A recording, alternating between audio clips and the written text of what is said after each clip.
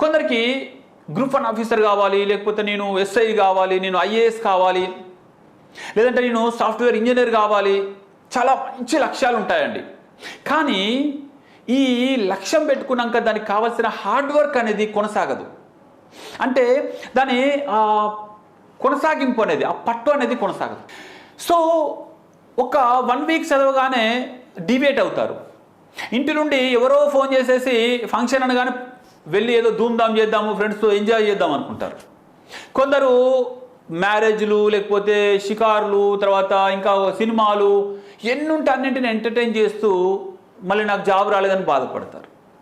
గుర్తుంచుకోండి, ఒక లక్ష్యం అనేది నెరవేరడం అనేది ఒక యజ్ఞం లాంటిది. మీరు యజ్ఞంలాగా తపస్సు చేస్తేనే దాంట్లో పోటీలో ఉంటారు. సక్సెస్ అవుతారని కాదు.